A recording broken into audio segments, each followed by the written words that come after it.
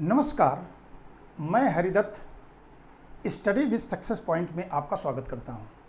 प्यारे बच्चों, बहुत दिन से आप लोगों की एक डिमांड थी कि सर आप कहां पढ़ा रहे हैं, किस चैनल पे पढ़ा रहे हैं, आप ज़रा हमको बताने की कोशिश करिए। तो आप लोगों की इसी डिमांड को ध्यान में रखते हुए मैंने अपना खुद का channel study with success point के नाम से बनाया और मैं उम्मीद करता हूं कि जो लोग बेहतरीन वीडियो और कंपटीशन एग्ज़ाम से संबंधित जानकारियों को प्राप्त करना चाहते हैं वो इस चैनल को सब्सक्राइब करें और आप लोग मेरे इस अभियान में आप मेरा सहयोग करिए। जैसा कि आप जानते हैं कि आज एक डेमो क्लास के रूप में आपको मैं देने की कोशिश कर रहा हूं और इस बात को ध्यान में रख करके आज मैं सबसे पहले आपको वास्को डी गामा के बारे में चर्चा करके बताऊंगा। वास्को डी गामा के बारे में चर्चा सबसे पहले मैं क्यों कर रहा हूं? क्योंकि अमूमन जो हम देखते हैं कि जो यूरोपीय कंपनियों का आगमन हुआ था, इस यूरोपीय कंपनियों में वास्को डी गामा के यूरोप के साथ भारत के संबंध एक महत्वपूर्ण स्थान रखता है। जैसा कि हम जानते हैं कि अमूमन किताबें जो लिखती हैं वो लिखती हैं कि वास्को डी गामा ने भारत की खोज किया था। मैं आम तौर पर इस बात से सहमत नहीं होता हूँ। ये मुख्यतः साम्राज्यवादी लेखकों का एक प्रकार का विचार है, क्योंकि इससे एक सेंस से निकल करके आता है कि भारत कहीं गुम था, उसको खोज कर दिया गया। ऐसा कुछ नहीं था, क्योंकि वास्को डी गामा के पहले भी यूरोपीय राष्ट्रों के साथ, खासतौर से भूमध्य सागरीय राष्ट्रों के साथ हमारे संबंध ठीक ठाक थे। तो इस आधार पर यह कहना कि वास्को डी गामा ने भारत की खोज किया था, ये बात ठीक नहीं थी और उन साम्राज्यवादी लेखकों से इतर अब एक नए आयाम के रूप में इसको देखे जाने की आवश्यकता है।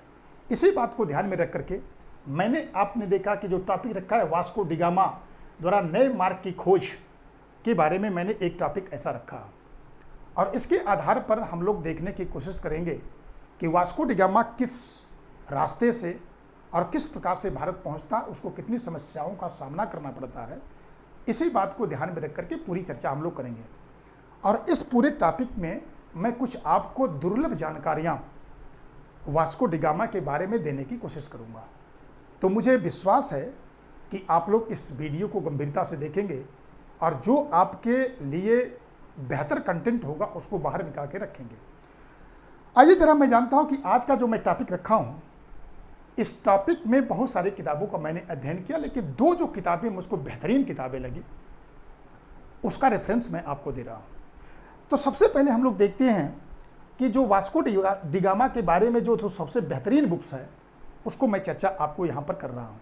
जो पहली पुस्तक आपकी है the voyage and adventure Vasco da Gama, ये जॉर्ज एम टूले की पुस्तक है और इसमें जो है कि वास्को डी गामा के बारे में बहुत बेहतरीन, उसकी यात्रा के बारे में बहुत बेहतरीन, यानी प्रारंभ से लेकर के और अंत तक बहुत बेहतरीन तरीके से इसमें चर्चा की गई है। इसलिए पहले जो मेरी रेफरेंस बुक है ये है। दूसरी जो बुक है एक भारतीय की है, जिसमें आप देखते हैं कि the career and legend of Vasco da Gama, जो संजय सुब्रमण्यम की पुस्तक है, जो वास्को डी गामा के बारे में बेहतरीन बुक में से एक मानी जाती है। इन्हीं दोनों बुकों के रेफरेंस के आधार पर आज की क्लास मेरी आधारित होगी। कहीं कहीं आपको दूसरे बुक्स के साथ इसमें कुछ कंट्रोवर्सी देखने को मिलेगी, थोड़ा बहुत विवाद भी देखने को मिलेगा, मैं उसको दूर करने की कोशिश करूँगा। सबसे पहले मैं आपको वास्को डी गामा को पढ़ाने के पहले या वास्को डी गामा की यात्रा प्रारंभ होने के पहले मैं थोड़ा सा आपको एशियंट इंडिया में यानी प्राचीन भारत में लेके चलता हूँ, ताकि जो पीछे मैं आपकी चर्चा कर चुका हूँ कि वास्को डी गामा ने भारत की कोई खोज नहीं किया था, बल्कि एक नए मार्ग से भारत की तरफ आया था। तो सबसे पहले आइए हम लोग देखते हैं कि वास्को डी गामा के पहले भारत की स्थिति क्या थी, ताकि हमको वास्को डी गामा के बाद जब अध्ययन हम लोग करें तो उसको बेहतरीन तरीके से हम लोग समझ पाएँ। तो दूसरी स्लाइड में हम देखते हैं कि मैं आपको जो है कि एक पूरे अफ्रीका, यूरोप और इसके बाद जो है कि आपको पूरा जो है कि आप देखेंगे कि एशिया का एक मैप आपको लेकर के आया हूँ। आपने देखा कि ये भारतवर्ष है और जिस समय वास्को डी गामा के आने के पहले यूरोप के साथ हमारे किस प्रकार के संबंध थे, इसके बारे में मैं चर्चा करने की कोशिश करता हूँ। जैसा कि हम जानते हैं कि सबसे पहला जो भारत पर यूरोप की तरफ से आक्रमण हुआ था, वो हम जानते हैं कि सबसे पहला जो आक्रमण था वो सिकंदर का आक्रमण था। जैसा कि आप जानते हो कि ये देख रहे हो कि मेडिटेरियन सी है, भूमध्य सागर है। इसी में आप देखेंगे कि ग्रीस एक छोटा सा राष्ट्र है, और वहीं से आप देखेंगे कि मकदूनिया का एक शासक था सिकंदर, जिसने आक्रमण किया था और पूरी एशिया माइनर और इसके बाद मिस्र को जीतते हुए, ईरान और इराक को जीतते हुए, अफगानिस्तान पाकिस्तान के रास्ते होते हुए वो भारतवर्ष आया। और भारतवर्ष में आने के बाद आप देखेंगे कि यहाँ ब्यास नदी थी, और ब्यास नदी पर जब पहुंचा तो उसके सैनिकों ने आगे बढ़ने से मना कर दिया। जब उसके सैनिक वहां से आगे बढ़ने से मना करते हैं तो मना करने के बाद बार बार वो ललकारता है कि भारत के अन्य क्षेत्र, चूंकि इस समय घनानंद का मगध में घनानंद का शासन था, तो माना यह जाता है कि घनानंद की विशाल सेना को देख करके एक प्रकार का भय भी उसके अंदर, उसकी सेना के अंदर था। वैसे उसके बहुत सारे कारक थे, लेकिन एक कारक के रूप में ये भी था, सैनिकों ने आगे बढ़ने से मना कर दिया। अंततः आप देखेंगे कि ब्यास नदी से सिकंदर जो है कि अपने वापस जाता है। सिकंदर अपने साथ अनेक प्रकार के कमांडर लेकर के आता है, और उसके साथ आने वाले अनेक प्रकार के विद्वान भी थे, जिसमें नियार्कस, अरिस्टोब्यूलस, अनिसेक्रिटस, ये 3 ऐसे थे। नियार्कस को उसने जल मार्ग के माध्यम से भारत को साथ व्यापारिक संबंधों को स्थापित करने की जिम्मेदारी देता है। इसका मतलब ये है कि वास्को डी गामा के आने के पहले आप देखेंगे कि भारत और यूरोप के साथ जो संबंध था, कोई सीधे संबंध नहीं था। एक जो भारत के व्यापारी थे वो यहाँ से पश्चिमी तट से अपने व्यापार को करते थे, और अपने वस्तुओं को ये यमन के रास्ते होते हुए, यदन खाड़ी होते हुए, लाल सागर होते हुए ये कहाँ पहुँचते हैं, ये भूमध्य सागरीय क्षेत्र में पहुँचते थे। एक दूसरा जो मार्ग था वो आप देखते हैं कि भारत के जो व्यापारी थे वो यहाँ से निकलते थे, और इसके बाद आप देखेंगे कि फारस के खाड़ी के रास्ते होते हुए और अपने माल को लेकर के भूमध्य सागरीय तट पर पहुँचते थे। एक तीसरा भी मार्ग था जो कि आप देखेंगे इन पर्वतीय और दर्रों के माध्यम से होते हुए भारतीय व्यापारी यहाँ पर पहुँचते थे। इसका मतलब है कि मतलब है कि वास्को डी गामा के पहले जो भारत से यूरोप के साथ व्यापार थे वो 3 रूट थे। एक रूट तो आप देखेंगे कि लाल सागर के रास्ते होते हुए भूमध्य सागरीय क्षेत्र में था, दूसरा फारस की खाड़ी के रास्ते होते हुए भूमध्य सागरीय क्षेत्र में था, तीसरा स्थल मार्ग के माध्यम से जो है कि दर्रों के माध्यम से जाते थे। ये मार्ग बड़ा खतरनाक था, चूँकि पर्वतीय और पठारी क्षेत्र था, तो यहाँ से जाना इतना आसान नहीं था।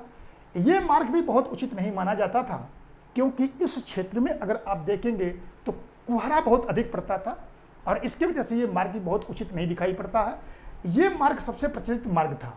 और इसके बाद देखते हैं कि यहाँ पर अपने सामान को लेकर के भारतीय व्यापारी पहुँचते थे, और यहाँ से आप देखेंगे कि पश्चिमी यूरोप के व्यापारी आते थे और भारतीय वस्तुओं को खरीदते थे, और भारतीय वस्तुओं को खरीद करके वो क्या करते थे कि अपने जो उनके दैनिक जीवन की वस्तुएं थी जिसका यूज करते थे उसको ले। खास तौर से अगर आप देखोगे तो सूती कपड़ा, मलमल, और इसके बाद मसाले, और इसके बाद रेशमी कपड़ों की बड़ी डिमांड थी उस समय। तो यहाँ के भारत की वस्तुओं की डिमांड बहुत अधिक थी।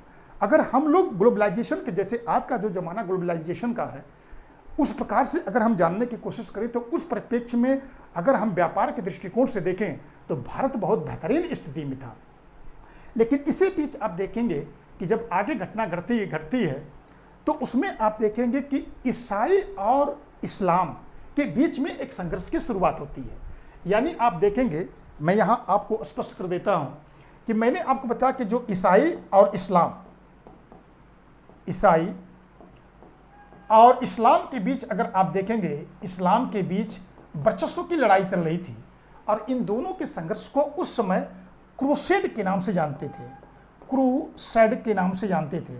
इसको अगर हिंदी में देखेंगे तो इसको बोला जाता है धर्मयुद्ध, इसको बोलते थे धर्मयुद्ध।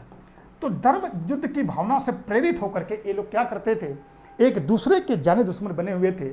और इसी परिप्रेक्ष्य में अगर देखेंगे तो ये जो तुर्की वाली बेल्ट है, ईरान, इराक, सीरिया वाली बेल्ट अगर है, तो इसमें देखेंगे ऑटोमन साम्राज्य जो उस समय का सबसे शक्तिशाली साम्राज्य था, उसने अगर आप देखेंगे तो यहाँ पर अगर आप देखेंगे इस्तांबुल है, तो इस्तांबुल के ऊपर जो उस समय उसका प्राचीन नाम क्या था, कुस्तुनतुनिया था। यहाँ देखिए इस्तांबुल है, इस समय बरस्तान में इसको इस्तांबुल के नाम से जानते हैं, और प्राचीन नाम इसको हम जो जानते हैं वो कुस्तुनतुनिया के नाम से, कुस्तुनतुनिया के नाम से इसको जानते हैं।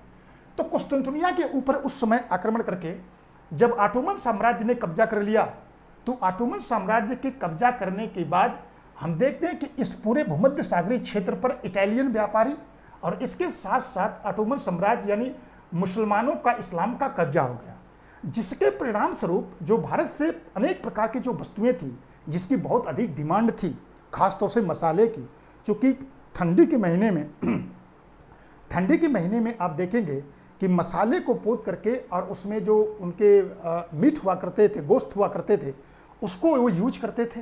जब वो मिलना बंद हो गया, चूँकि उसकी डिमांड बहुत अधिक थी, तो स्वाभाविक चीज़ है कि यहाँ से अन्य व्यापारियों को आने देना नहीं चाहते थे, ये इस्लाम के लोग या अरब के लोग।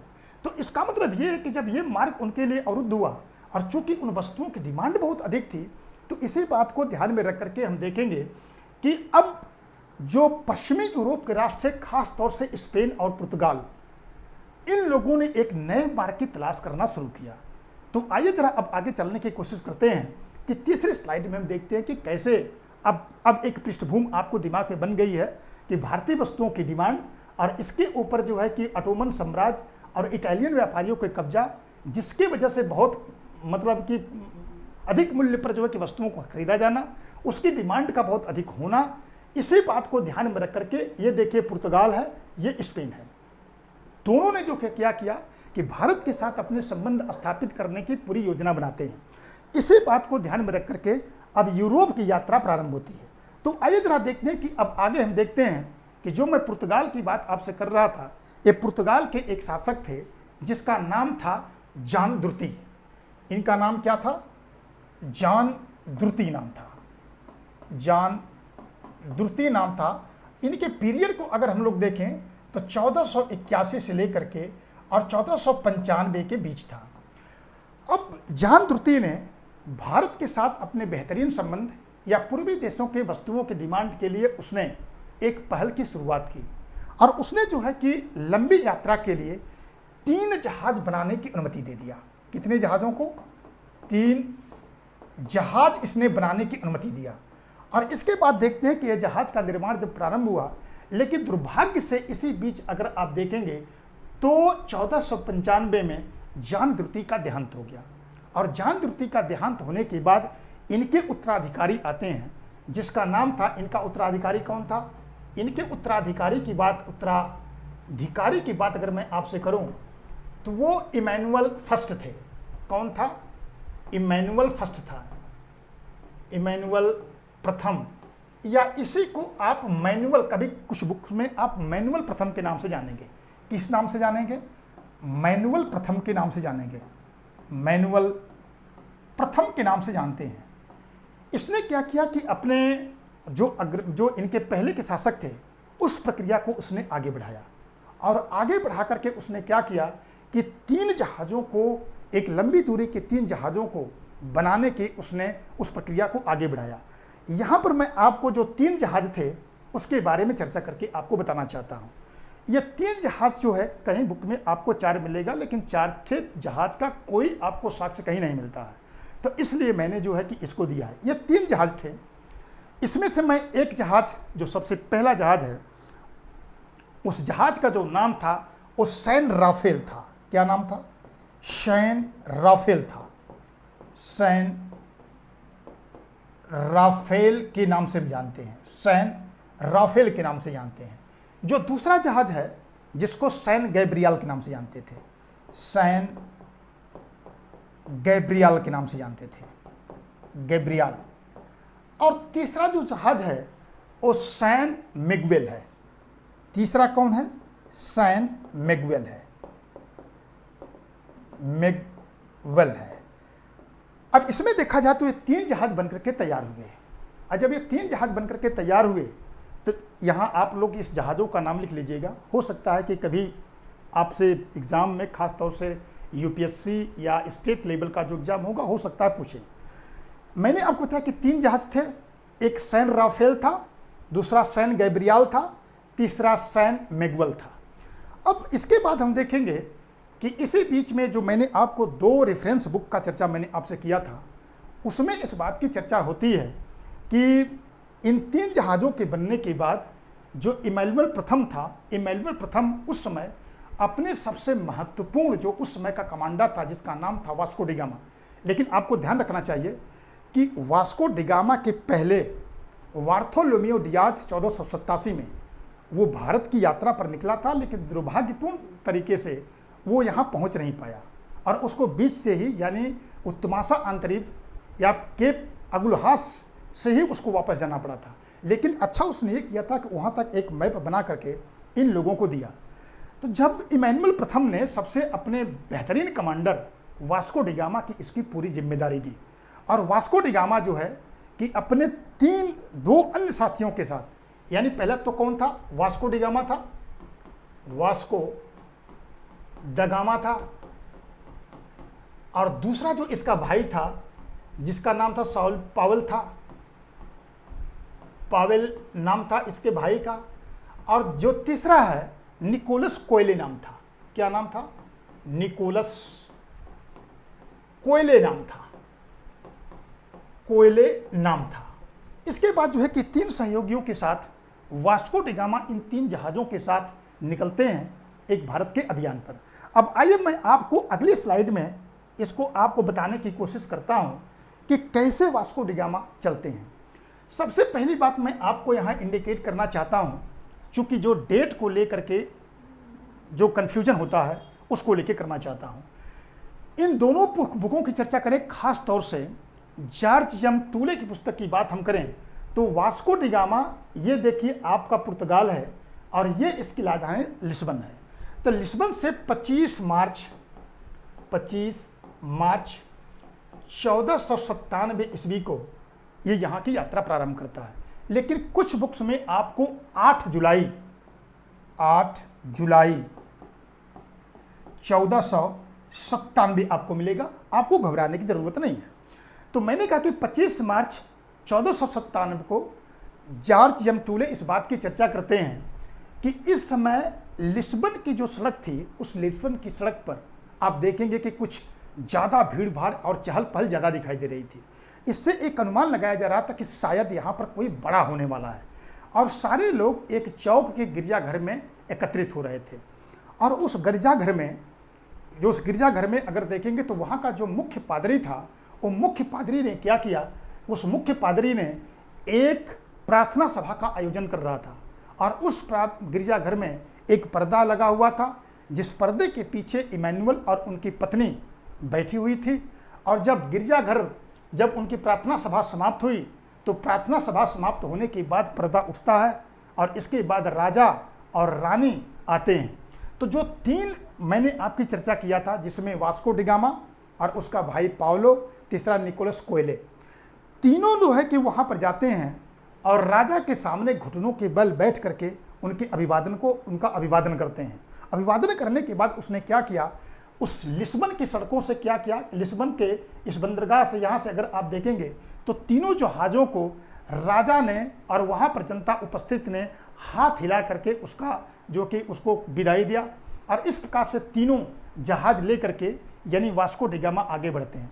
लेकिन जैसा कि आप जानते हैं कि दुर्भाग्यपूर्ण तरीके की घटना घटती उस समय है कि उस समय हवा का जो रुख था, वो हवा का रुख उनके अनुकूल नहीं था। और यही कारण है कि वो अपने जहाज को लेकर के पहले दिन की जो यात्रा थी वो बहुत दूर तक नहीं आ पाए, बल्कि एक बगल में ही बेलेना था, बेलेन तक वो पहुँचे थे।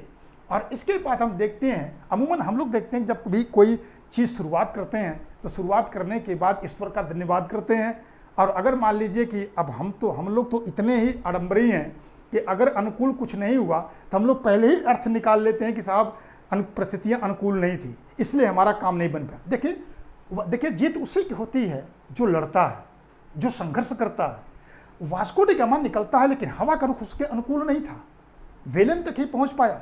लेकिन फिर भी आप देखते हैं कि पूरी यात्रा के साथ वेलन तक पहुंचने के बाद दूसरे दिन हवा का रुख बदलता है और तेजी के साथ उसका जहाज भारत की तरफ रवाना होता है। और भारत की तरफ रवाना होने के बाद ये देखिए आपका कनारी द्वीप है। जो ज्योग्राफी पढ़ते होंगे वो बेहतरीन तरीके से जानते हैं, यहाँ पर एक धारा भी आती है, कनारे की धारा, ठंडी धारा है, जो जब हम लोग ज्योग्राफी का अध्ययन करेंगे तो वहाँ पर चर्चा मैं आपको क्या बताऊँगा। तेजी के साथ कनारे की तरफ आगे बढ़ते हैं, लेकिन इसी बीच एक तूफान आता है और तूफान आने के बाद हम देखते हैं कि दोनों के बीच में, यानी जो उनके जहाज चले थे शुरुआत में तो दोनों की परिस्थितियां अनुकूल थी। सारे कप्तान अपने जहाज के डेक पर खड़ा होकर के एक दूसरे से बात करते थे। लेकिन इसी समय एक तूफान आता है और तूफान आने के बाद आप देखते हैं कि उस तूफान का सामना तीनों लोग करते हैं और इसके बाद कनारी द्वीप से आगे बढ़ करके आगे बढ़ते हैं और यहीं पर आप देखें केप वर्दे है। तो जब इनके जो है तूफान आता है, तूफान का सामना करते हैं, लेकिन उनको किसी प्रकार की कोई क्षति नहीं पहुंचती है, वो आगे अपनी यात्रा को जारी रखते हैं। इसके बाद आप देखेंगे कि यह यात्रा आगे बढ़ती हुई इस रास्ते से देखिए वास्को डी गामा आ रहा है और इसके बाद जब कनारी द्वीप से आगे की तरफ बढ़ता है तो उसमें हम देखते हैं कि यहाँ पर एक भयंकर तूफान आता है और फिर भयंकर तूफान ने क्या किया, इनके रास्ते इतना भयंकर तूफान था कि वास्को डी गामा और उसके भाई पाउलो और निकोलस कोयले के बीच में एक प्रकार का विभेद उत्पन्न हो गया। विभेद का मतलब ये है कि तूफान इतना भयंकर था कि दोनों के जहाज विपरीत दिशा में चले गए, यानी तीनों जो जहाज अब तक जो एक साथ चल रहे थे उसके बीच में एक प्रकार का विरोध उत्पन्न हुआ। और इसके बाद हम देखते हैं कि निकोलस कोयले और उसके भाई पाउलो का जहाज एक तरफ और वास्को डी गामा का जहाज एक तरफ चला गया। लेकिन उसके भाई ने इस तूफान इनकी जो इच्छा शक्ति थी, इस इच्छा शक्ति को वो कुछ कर नहीं पाए। इसके बाद आगे बढ़ता रहा। बढ़ने के बाद जब केप वर्दे की तरफ यहाँ रवाना होकर पहुँचता है, तो जैसा कि जाते केप वर्दे अफ्रीका महाद्वीप का सबसे पश्चिमी बिंदु है, यहाँ पर पहुँचते हैं। तो यहाँ पर पहुँचने के बाद आप देखते हैं कि वास्को डी गामा का जहाज पहले से ही खड़ा था। तो जो पावलो और निकोलस कोयले आते हैं तो उन्होंने जब इनको देखा कि वास्को डी गामा की जहाज पहले से वहाँ खड़ा है तो उनकी जान में जान आई और तोप के गोले छोड़ करके उसकी जो प्रसन्नता को व्यक्त किया। इसके बाद हम देखते हैं कि फिर अब देखिए केप वर्दे से फिर इनका क्या करता है कि जहाज आगे की तरफ बढ़ता है और जब जहाज आगे की तरफ बढ़ता है, जैसे ही उन्होंने भूमध्य रेखा को पार किया तो भूमध्य रेखा को पार करने के बाद पुनः एक भयंकर तूफान उनको चपेट में लेता है और यह तूफान इतना शक्तिशाली था, उसकी हवाएं इतनी तेज थी कि उस समय जो है कि वास्को डी गामा का जो जहाज था और इसके बाद जो उसके दो अन्य जहाज थे उसकी हवा इतनी ज़्यादा तेज थी कि जहाज जो है कि बहुत तेज आवाज़ उसमें आ रही थी और ऐसा लग रहा था कि जहाज टूट करके किसी भी क्षण खंड खंड हो सकते हैं और इसके बाद सारे यात्री मारे जा सकते हैं। लेकिन फिर भी जो है कि उन लोगों ने अपने साहस को नहीं छोड़ा और यहाँ पर तूफान का सामना करने के लिए जहाज के मस्तूलों से जो उसके सैनिक थे अपने आप को रस्सियों से बांध दिया ताकि हम उड़ने न पाए। इसके बाद आगे बढ़ते हैं। इसी समय आप देखते हैं कि यहाँ के सैनिकों ने कुछ इस बात का विरोध करते हैं कि वास्को डी गामा स्वयं तो मरेगा ही, ये लगता है कि सबको मारेगा। और यही कारण है कि आप देखते हैं कि जो उसके जहाज था खासतौर से सैन राफेल था, सैन राफेल के सैनिकों ने जो गैब्रियल और मैगुएल जहाज थे, इस मैगुएल जहाज के सैनिकों को भड़काने की कोशिश किया और उन्होंने कहा कि आप अपने कमांडर की बात मत मानिए। जब इस बात की सूचना वास्को डी गामा को मिलती है तो वास्को डी गामा काफ़ी खफा होता है और अपने सैनिकों से कहा कि या तो हम भारतवर्ष जाएंगे या हम लोग यहीं मारे जाएंगे और हमको अब वापस नहीं जाना है, बिना भारतवर्ष पहुँचे हमको वापस नहीं जाना है। इसके बाद जब उस बात की पता लगा कि ये सैनिक विद्रोह करने वाले हैं तो वास्को डी गामा ने उस विद्रोह को बड़ी दृढ़ता के साथ, बड़ी बर्बरता के साथ दबाने की कोशिश की। जो सैनिकों ने उसका विरोध कर रहे थे और सैनिकों को भड़का रहे थे उनको जो है कि गिरफ्तार कर लिया वास्को डी गामा और गिरफ्तार करके बेड़ियों और जंजीरों से उनको बांध दिया। क्योंकि इस समय जो तूफान आया था, इस तूफान ने इन जहाज़ों को बहुत अधिक नुकसान पहुंचाया था और इसी बात को ध्यान में रख करके जब जहाज़ इतनी ज़्यादा नुकसान पहुंचाया था तो जब इनके जहाज़ जो है कि पहुंचता है एक नदी के किनारे जब यात्रा करते हुए, तो उस समय आप देखेंगे कि इस बीच में इनके खाने पीने की बहुत अधिक कमी हो गई थी।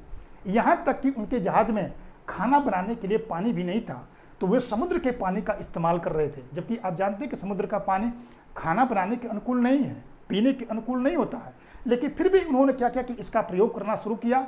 और यही कारण है कि अपने तीनों जहाज को लेकर के एक नदी के मुहाने पर आया और नदी के मुहाने पर आने के बाद उसने कहा कि सबसे पहले हमको जहाज को जांच करने की ज़रूरत है और देखने की ज़रूरत है कि जो तूफान ने, चूँकि उस तूफान ने इन जहाज़ों को के बीच में बड़े बड़े छेद कर दिए थे, यानी उसको जो लकड़ी का जहाज़ था उसको बहुत क्षति पहुंचाई थी। इसके बाद जब नदी के किनारे ये लोग पहुँचे तो नदी के किनारे पहुंचने के बाद वहाँ उन्होंने लंगर डाला और लंगर डालने के बाद जहाज़ों की मरम्मत करने का काम उन्होंने शुरू किया।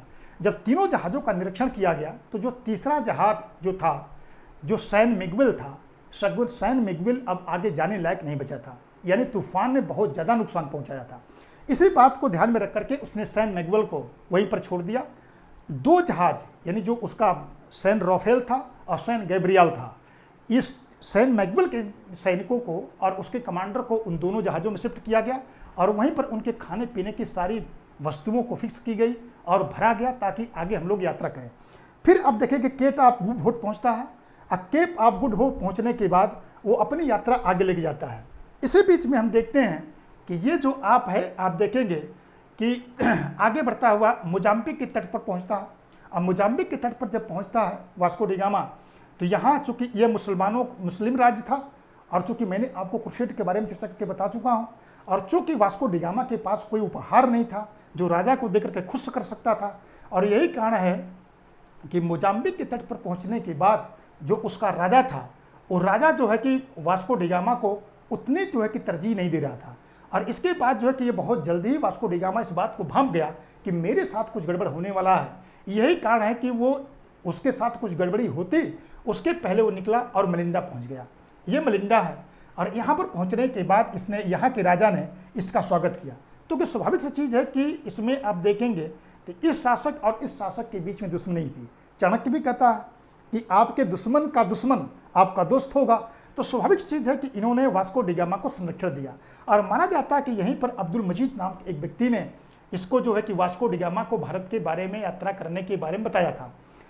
इसके बाद देखा जाए तो मलिंडा के शासक से जब उन्होंने इस बात की चर्चा किया कि मुझे भारतवर्ष जाना है, तो उस समय उन्होंने बताने की कोशिश की कि संभवतः अभी आप नहीं जा सकते हैं, क्योंकि इस समय हवा का जो रुख है वो आपके विपरीत है।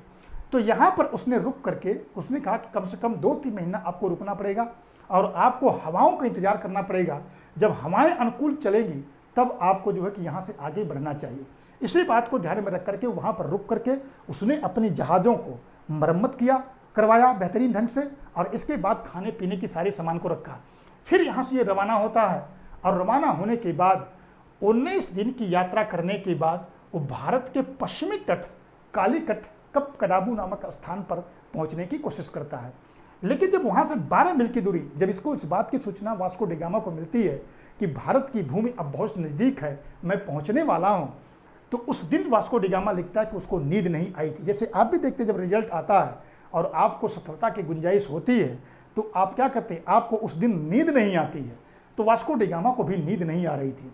इसके बाद जो है कि कुछ पल में आप देखते हैं कि जब यहाँ की मीनारें उसको दिखाई देने लगती तो एक कमांडर ने मतलब कि वास्को डी गामा को आपको कहता है और कहता है कि कप्तान भूमि भूमि भूमि।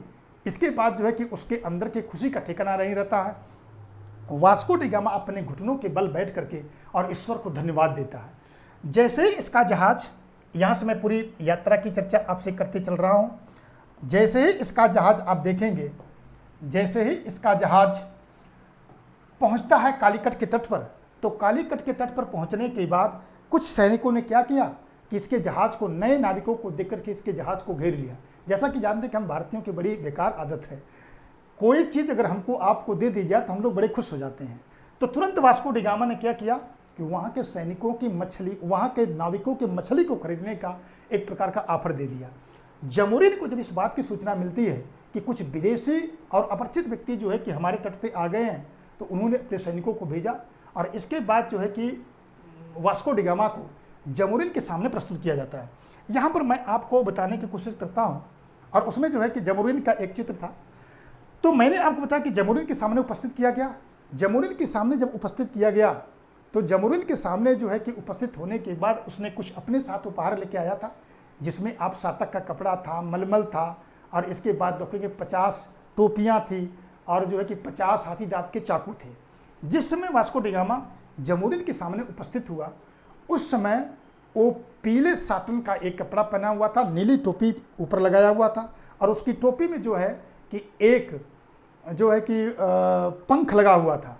और इसके बाद उनके उसने घुटने के बैल बैठ करके और उनके अभिवादन किया जमोरिन का, और उन्होंने परिचय दिया कि मैं पुर्तगाल के शासक के एक राजदूत के रूप में आपके दरबार में आया हूँ और आप एक महान शासक हैं। जैसे आप देखते हैं ना कि हम भारतीयों की बड़ी विडंबना है कि जब कोई चढ़ा दिया तो हम चढ़ने में बहुत आगे होते हैं, और उसने चढ़ाया उनको।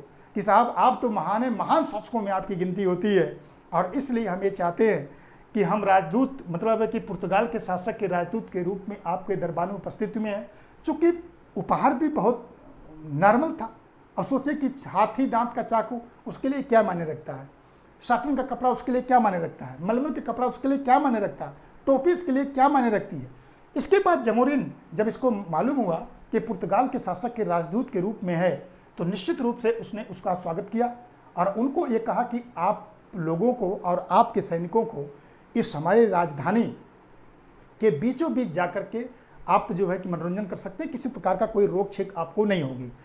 इसके बाद देखा जाए कि जब उनके दरबार में उपस्थित हुए थे, तो उपस्थित होने के बाद वास्को डी गामा और उसके साथियों को उस समय अंजीर, केले और कटहल खाने के लिए दिया गया। ये लोग जब इसको खाए तो उस समय जो पुर्तगालियों को प्यास लगी। जब प्यास लगी तो उन्होंने पानी मांगा, तो जमोरिन ने जो है कि द्विभाषिया के माध्यम से ये बताने की कोशिश किया कि आप लोग लूटे को ओट से लगा के पानी नहीं पी सकते हैं, बल्कि चुल्लू से पानी पीजिए। तो चूंकि पुर्तगाली चुल्लू से पानी पीने के आदी नहीं थे, जब उसके चुल्लू में पानी डाला गया तो पानी बहुत सारा गिर गया, उनके गले में पानी फंस गया और इसके बाद बहुत सारे कपड़े भीग गए।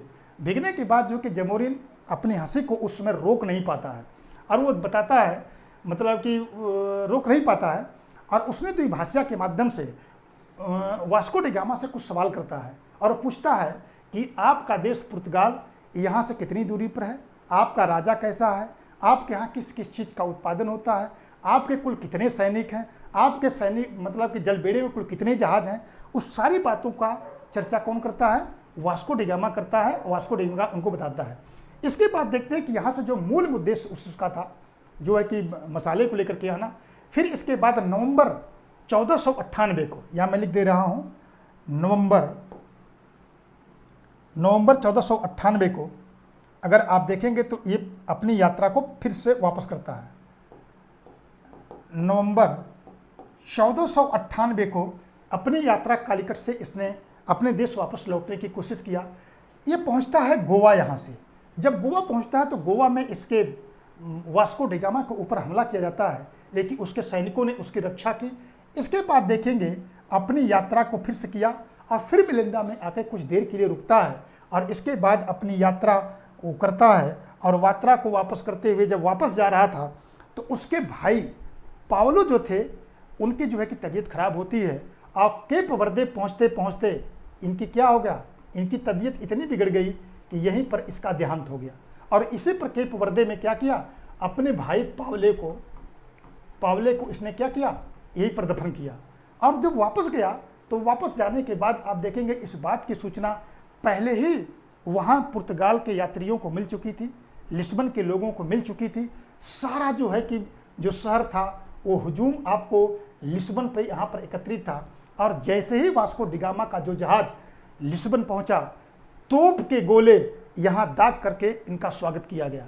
और इसके बाद राजा इनको रिसीव करने स्वयं आए थे।